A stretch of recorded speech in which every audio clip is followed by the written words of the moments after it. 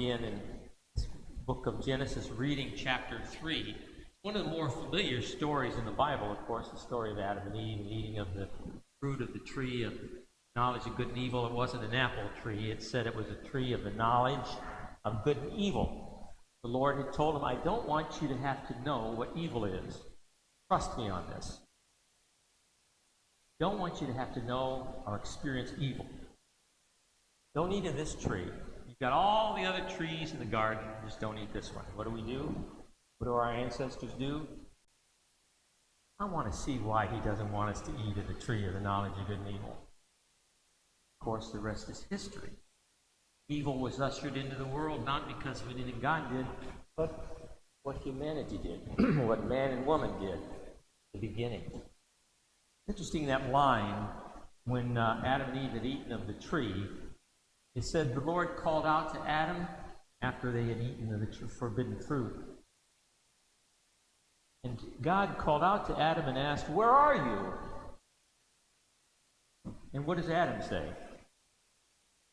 I heard you in the garden, and I was afraid because I was naked. So I hid myself. I was afraid. I was naked. So I hid myself. Man has been trying to hide himself ever since.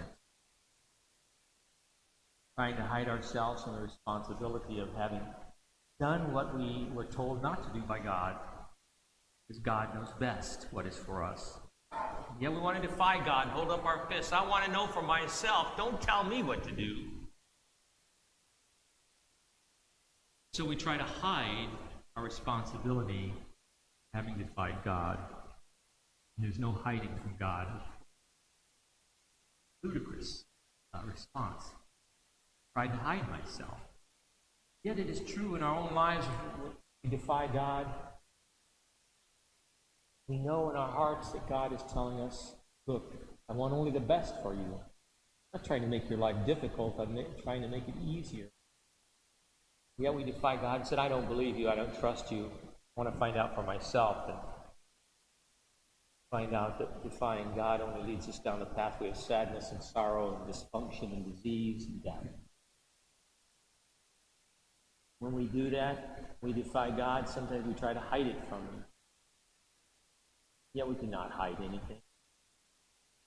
I think a good rule of thumb is, know life, that God always has His eyes on us. One of the things I like about that beautiful mural there, wherever you move in this church, those eyes are on you. You're sitting over there, Annie, those eyes on you? I'm over here and the eyes are on me.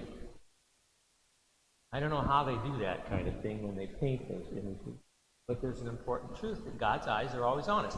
Not that He's trying to catch us anything, but His eyes are on us.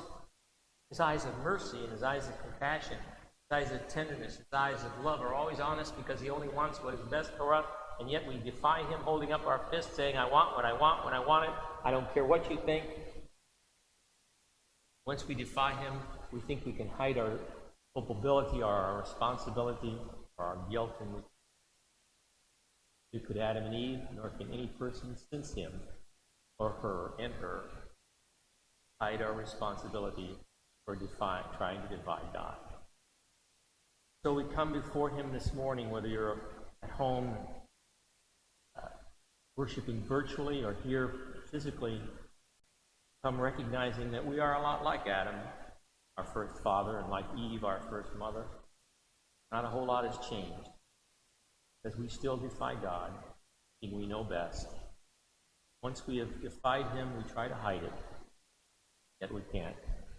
I'll bear the responsibility for the defiance that we have demonstrated in our lives. Not because He wants to punish us, but because there are natural consequences of evil that we do.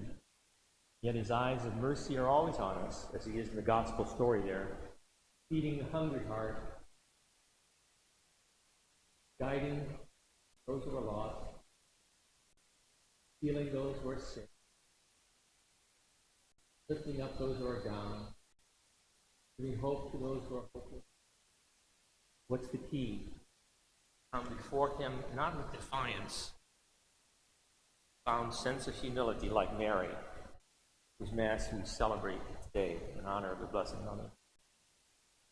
Simply recognize he is handmaid of the Lord, that it must be done according to God's word.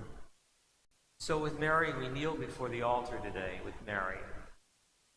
Look up at the image of Christ, whose eyes of mercy upon us. Say, Lord, help us no longer to be defiant or to try to hide from you. Come just as we are, sinful and sorrowful. Come with humble hearts to pray. Lord, lift us up.